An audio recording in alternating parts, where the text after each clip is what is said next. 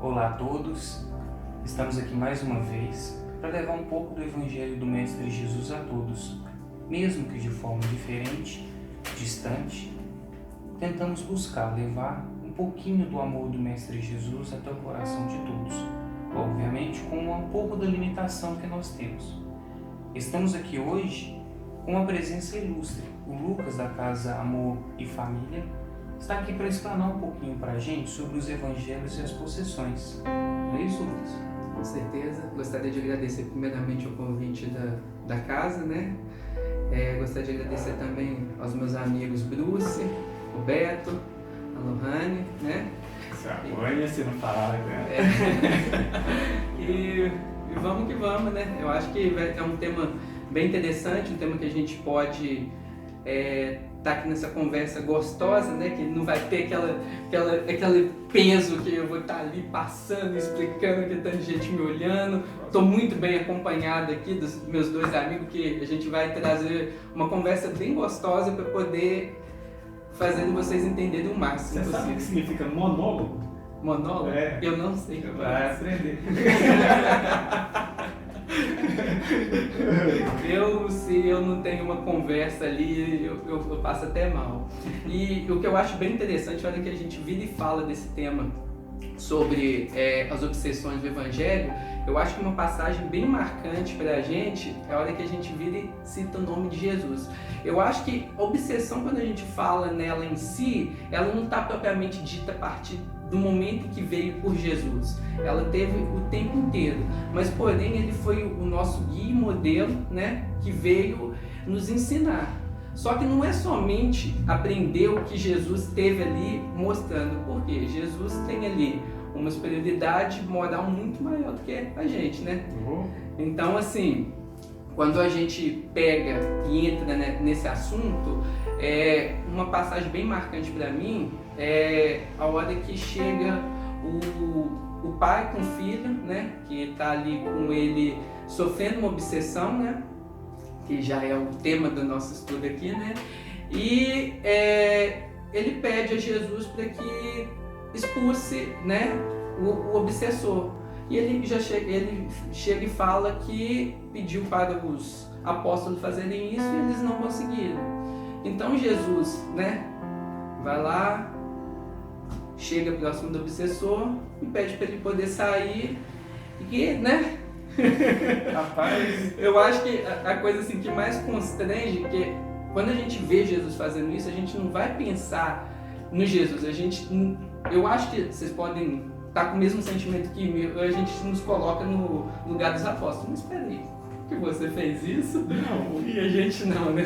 Assim, a gente tentar se colocar no local dos apóstolos é delicado, né? Assim, e ao mesmo ponto é fácil, porque no Evangelho, né, nós entendemos que Jesus não veio para os elevados. Exatamente. Né? Assim, ele veio para aqueles que mais necessitavam, com os mais desviados no campo da moralidade, por assim dizer. E somos nós hoje, olha que legal. Somos bem nós, assim, cara, com nossas dificuldades morais, nossas dificuldades de entender o que é o amor, o que é a caridade, o que é necessário para evoluir, né, para nossa ascensão espiritual, por assim dizer. E quando a gente fala desse tema obsessão, diariamente estamos sofrendo esse impacto, né, dos irmãos desencarnados que nos acompanham graças às nossas atitudes, às nossas ações. No passado a gente não pode esquecer que ninguém obsedia porque você é legal, vou te acompanhar. Não, é porque nós pisamos na bola com ele ou com eles em algum momento das nossas vidas passadas ou ainda nessa, né? Porque assim, é tudo uma questão de causa e efeito. Eu tenho que ter feito alguma coisa para ter uma ação contrária, né? De retorno, na verdade, não contrário, mas de retorno. Então, a obsessão está ligada diretamente à lei de causa e efeito, né? Eu criei um débito. Se aquele irmão perdoou, graças a Deus, o débito está esquecido, não. Eu vou ter que aparar um outro momento de alguma outra forma, mais branda ou não, talvez. Mas e se ele não perdoou? Aí entra um processo kármico obsessivo. E a coisa vai tomando forma. E Jesus, você bem colocou, né, Lucas, que assim, a autoridade, a superioridade de Jesus era tanta que ele só abaixava e pedia: sai, Vai nós tentar fazer uma coisa dessa. Nós que não vamos ali traçada mediúnica, fazendo meditação, fazendo sustentação e conversando e muito, né? Que a gente tem, até trazendo para um contexto bem contemporâneo, eu gosto de devolver a fala, que nas mediúnicas nós temos casos de obsessão onde o mesmo espírito traz 2, 3, 4 vezes até que ele consiga ter condições de entender que nós queremos ajudá-lo também. E daí caminhar. O que Cristo fazia com 5 minutos de conversa ou com 5 segundos, a gente está fazendo com 5 semanas. Com certeza. E sabe o que é interessante? Que a gente pegar aí a progressão do tempo, pegando essa linha aqui da situação de Jesus, já indo para o próximo passo, vamos introduzir nosso amigo Deus que está muito calado, né? Você pode falar. Vamos falar. Eu falo o tempo inteiro. O mais interessante é o que Jesus responde quando o apóstolo pergunta, mas por que eu não consegui? Aí Jesus dá uma resposta assim, bem simples e bem óbvia, assim, que o óbvio está sempre na nossa cara, ele está aqui e nós não conseguimos enxergar. É isso assim que é a situação que o que Jesus virou e falou em relação a isso. Ele pediu, o que ele falou para o apóstolo? Foi na situação de fé. De jejum, né? e prece. Ah, sim. Bom, é interessante, né, a gente pegar esse contexto, porque o processo obsessivo em si, ele nos traz os reparos, né, das nossas ações e bem como também durante esses processos obsessivos a gente também aprende muito com aquela jornada. Então, quando Jesus fala isso, né, vira para o apóstolo e fala sobre o jejum e fala sobre a prece, obviamente a gente pensa sempre no lado material. Com certeza. Sempre no lado material. Pô, jejum, então para mim, vamos falar na língua antiquada, para me expulsar um espírito daquele senhor ali, eu tenho que ficar 7 dias sem comer. Vou desencarnar junto. Vou conversar com ele no outro plano. Mas a gente, quando se fala isso, a gente obviamente percebe que a humanidade ainda muito presa à matéria, consome também matéria. Então, a carga negativa da matéria, como por exemplo a gente come carne ainda, né, a gente atua em cima da matéria de formas negligentes. Então, se a gente pega, por exemplo, essa concepção de, por exemplo, a gente vai para uma mediúnica e quando a gente está indo para uma mediúnica, para um atendimento espiritual, a gente não pode aderir a matéria pesada, porque isso de fato faz mal e isso atrapalha a conexão. Né? A gente não consegue expelir boas energias, porque a gente está consumindo matéria densa. Então isso atrapalha. Por isso Jesus falou do jejum. E isso não é só para o atendimento, né, espiritual, isso é para o nosso dia a dia. Às vezes a gente se perde em vícios que a gente nem consegue enxergar. Né? O consumo em excesso de alimento ele não é prejudicial. A ciência mesmo fala isso, o espiritismo não precisa nem falar nada. É um autoprocesso de obsessão. É verdade. É autoobsessão. E aí entra o lado espiritual. A gente anulou o lado material, que prende a gente densamente neste plano, e a gente vai para o lado espiritual, que é a prece. É o poder de se conectar com o outro lado de forma coesa e consciente. Né? Então, acho que Jesus, quando ele fala isso, talvez eles não tinham essa visão ainda, né? Mas já era a luz para a gente começar a entender que somos seres de 2 mundos estagiando neste, né? E o interessante é que a gente pode fazer um link ali entre o jejum e a prece ali também, que pode ser a situação do jejum dos pensamentos também, né? Sim. Que é um link é uma ponte ali entre os dois, né? Sim. Porque quando você faz o jejum do alimento, você ajuda, igual por exemplo no caso da mesa mediúnica, que não uma situação densa não vai atrapalhar. Mas quando você faz o jejum do pensamento também, você fica apto a poder ajudar mais, né? Porque, querendo ou não, quando a gente leva, por exemplo, para esse lado da mesa mediúnica, existem vários espíritos que estão ali querendo atenção. Sim. E muitos deles, eles não têm a disciplina necessária para entender que existe chavez. Então, se ele se pega você ali pensando, nossa, você tá ali de olho fechado e pensando, nossa, eu tenho que resolver aquele problema meu amanhã. Aí o espírito já vê aquela deixa ali, chegou e... então é agora que eu já... Então, assim, eu gosto de sempre fazer essa ponte dessa situação. Essa é uma das minhas passagens. Na verdade, eu ia falar que era uma das minhas passagens favoritas, mas qualquer situação que você pegar de Jesus e pegar e tentar, não é entender, porque a gente fica tentando entender às vezes coisas que a gente tem muita dificuldade. Tanto é que se a gente pegar a pergunta ali, no livro dos Espíritos ali, se a gente tem a capacidade de entender a Deus, ele fala que nós ainda não temos, né? Então imagine a gente pegar e tentar entender o que Jesus fez. Então, a gente pega por esse gancho aí, que, por exemplo, no próprio tema, né? Os evangelhos e as obsessões. A gente percebe que a obsessão é dada por espíritos, seja encarnados e desencarnados, e ambos, enfim, que de certa forma estão ligados numa moral ainda baixa. Isso. E o que enriquece uma moral? Os evangelhos. Com certeza. A doutrinação, né? O estudo constante das passagens dos ensinamentos do Mestre. Então, por exemplo, qual que é o melhor remédio hoje para uma desobsessão?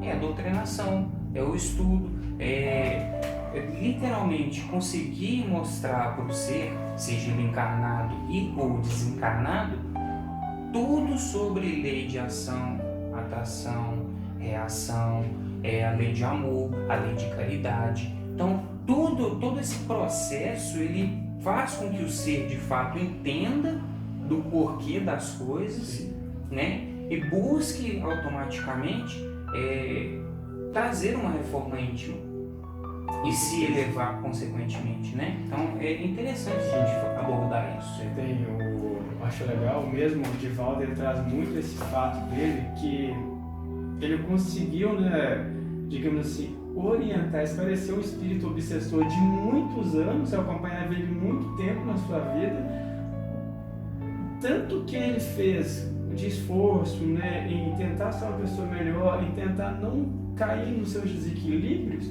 o espírito ora se convenceu, né? Ele fala assim, cara, realmente agora você teve toda uma vida de certa forma reta. No momento que eu achei que você iria deslizar, você ao contrário acolheu alguém que é até muito próximo àquele espírito, né? Enfim, ele mostrou todas as vertentes do amor para aquele espírito. E naquele momento ele ganhou a batalha. De anos. Uma obsessão de anos. Nós estamos falando de obsessão de semana, de dias, que a gente vê aquele desconforto, perde peso, engorda um pouquinho, fica chateado, entra em depressão, pula na frente de um carro, não. É uma obsessão de anos. E assim, ele conseguiu contornar aquela situação. Então, o trabalho de obsessão não é aquela coisa triste, pesada de expulsar demônios, não. A questão é de resgatar e orientar o irmão que está em dificuldade. É o trabalho do Cristo, ele mesmo, né, falou que o Pai não quer que nenhum filho se perca. Esse é o trabalho de orientação, não mais desobsessão, que é o termo que a gente acostuma, né? Tem irmão em dificuldade ainda? Tem.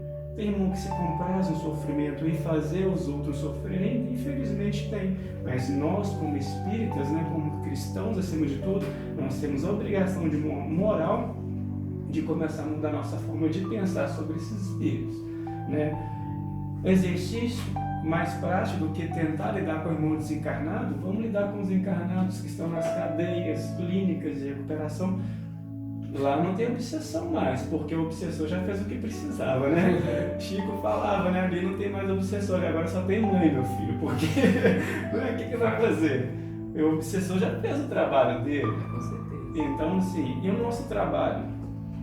né? Que é uma desobsessão maior do que você pegar um irmão daquele que está sofrendo numa clínica de recuperação, está no presídio e fazer uma visita. Claro que você tem que tomar certos cuidados, mas ir lá bater um papo, ler um evangelho com ele.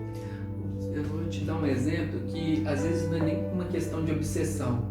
Vai lá, fecha uma pessoa no trânsito sem querer, não precisa nem ser por maldade, e a pessoa vai vir te xingar de tudo quanto é nome. Você vai lá e fala com ele: me desculpa, eu sei que eu estou errado.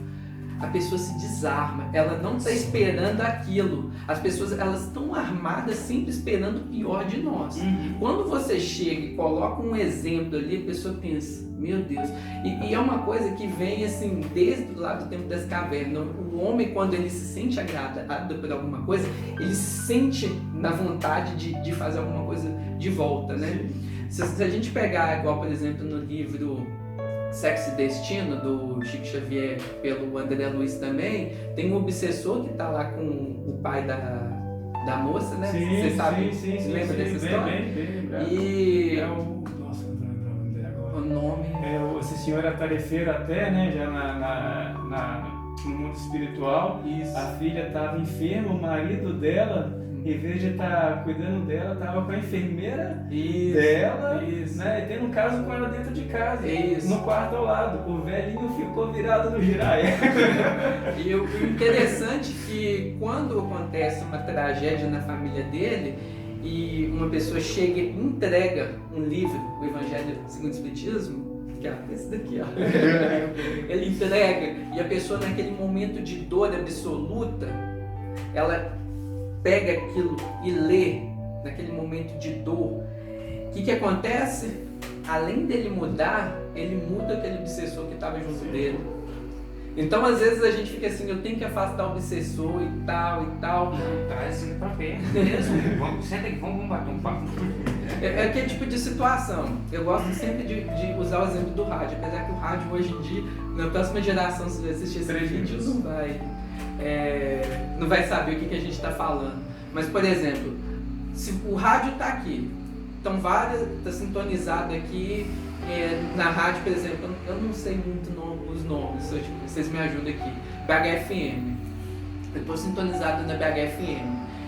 Não quer dizer que a 98 FM ela não vai estar aqui. Ela vai estar. Ela está aqui, mas eu estou nessa sintonia aqui. Sim. Então, quando a gente sintoniza naquela situação, a gente acaba mudando, inclusive, as pessoas ao nosso redor. Claro, E isso inclui os obsessores. Né? Aí volta no que você falou, que o pai não quer perder nenhum filho, né? E o pai está lá, né? A gente tem que querer se conectar com ele. Com certeza. Aí que está a grande situação, da mesma forma que as outras situações também estão lá, só esperando que a gente se sintonize com ela. Então a gente tem que fazer a escolha, né? A mudança, né, ela tem que partir primeiramente de nós, né? A gente entende que é necessário mudar, porque senão a gente vai ficar estagnado e a gente não vai conseguir contribuir nem conosco. Então a gente tem que pensar na mudança, agir para que essa mudança de fato aconteça, para que também, através dessa mudança, nós consigamos mudar aqueles que estão em volta de nós, né? Sempre respeitando, porque também são irmãos, respeitando porque também passam por dores no qual a gente já possa ter passado ou passará. Então a gente tem que ter esse zelo, esse cuidado, esse tato, né? E sempre, como Jesus sempre pregou e mostrou pra gente, que a prece é o melhor remédio para a humanidade. Tá bom? Vai ser a presença do Lucas? Eu gostaria de deixar só um último uma última fala de Jesus. Só para finalizar aqui, que é o orai e vigiai. Não vamos só orar, vamos vigiar também. Sempre. Eu prefiro comer ovo. É orar e vigiar e orar. Muito obrigado para aqueles que nos acompanhou até aqui. Tchau. Um adeus e que Deus ilumine todos durante essa semana. Vamos torcer para os próximos expositores virem também. Claro. Me chama de novo. Obrigado, Obrigado, Lucas. tchau, Tchau, gente. Tchau.